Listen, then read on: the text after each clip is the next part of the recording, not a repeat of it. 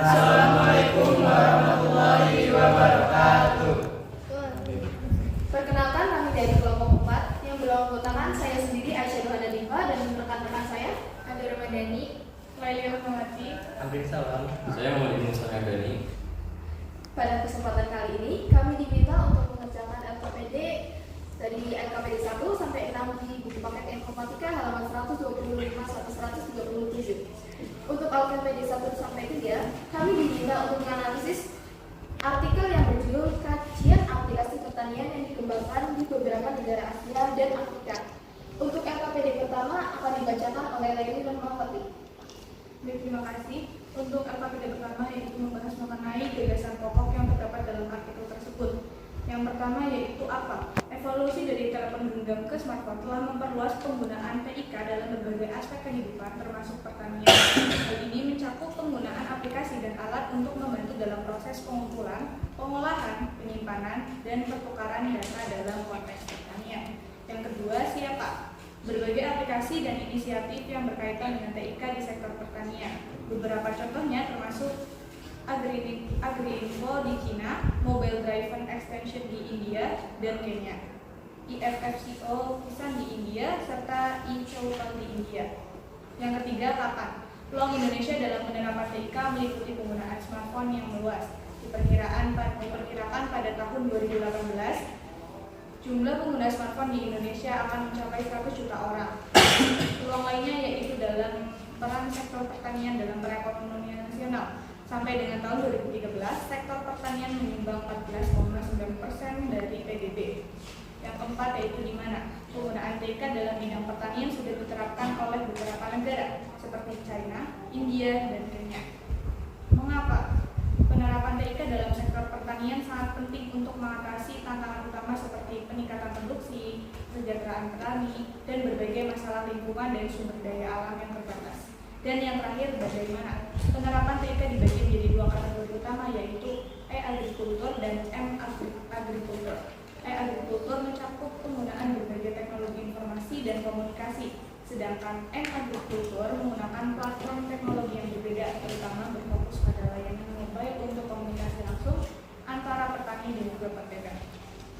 Baik, LKPD yang kedua yaitu membuat daftar pertanyaan kritis mengenai artikel kajian aplikasi pertanian yang dikembangkan di beberapa negara Asia dan Afrika yang akan dibacakan oleh LKPD 2 akan dibacakan oleh saya.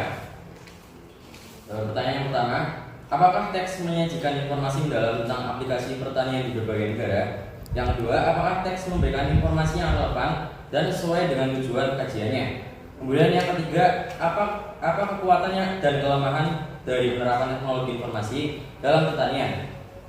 Kemudian yang keempat, apakah informasi yang disajikan relevan dan berhubungan dengan aplikasi teknologi informasi dalam pertanian?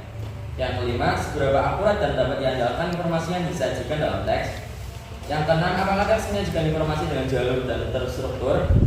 Kemudian yang ketujuh, apakah teks konsisten dalam pengajian informasi? Yang kedelapan, apakah informasi dalam teks masih relevan pada saat ini? Dan yang sembilan, apakah sumber informasi dianggap kredibel dan kompeten dalam bidangnya? Kemudian yang terakhir, yang 10, apa implikasi dari hasil kajian terhadap pengembangan teknologi informasi dalam pertanian di Indonesia?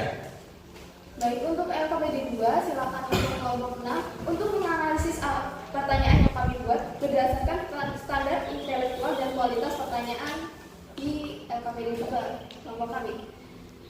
Yang selanjutnya, untuk LKPD 3, LKPD 4 sampai LKPD 6 kami diminta untuk menganalisis artikel tentang penerapan informatika di bidang kesehatan.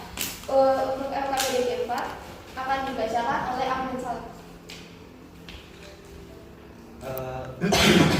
Untuk kategori apa, tulisan pokoknya yaitu pembuatan robot untuk membantu tenaga medis dalam menangani pasien COVID-19.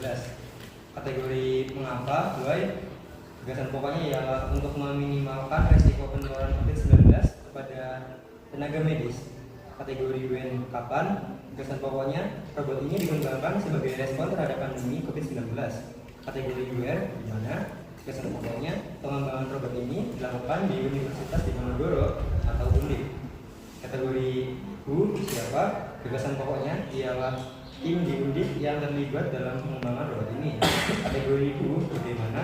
Gagasan pokoknya ialah artikel dapat menjelaskan teknologi dan fitur yang digunakan oleh robot tersebut dalam membantu tenaga medis. Baik, yang selanjutnya untuk LKPD 6, kami akan menyajikan beberapa pertanyaan berdasarkan artikel berita tentang penerapan informatika di bidang kesehatan yang akan dibacakan oleh Abah Ramadan. Saya akan memberi pertanyaan dari nomor 1, bagaimana robot ini diintegrasikan dengan sistem perawatan pasien yang sudah ada di rumah sakit. 2, apakah robot ini memiliki kemampuan untuk mengidentifikasi situasi darurat dan mengambil tindakan yang diperlukan. 3, bagaimana penggunaan robot ini akan diawasi dan dikontrol untuk memastikan layanan yang aman dan berkualitas.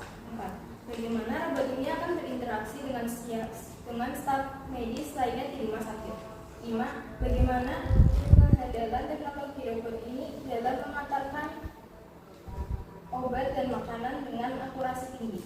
6, bagaimana sistem koordinat data dan privasi pasien dijaga selama komunikasi dengan robot. 7, bagaimana mahasiswa kedokteran akan dilibatkan dalam pengembangan robot ini sebagai alat pendidikan.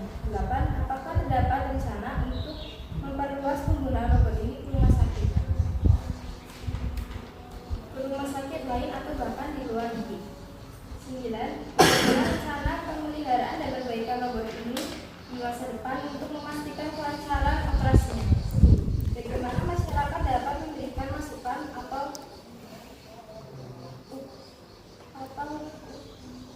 upaya beralih terhadap penggunaan robot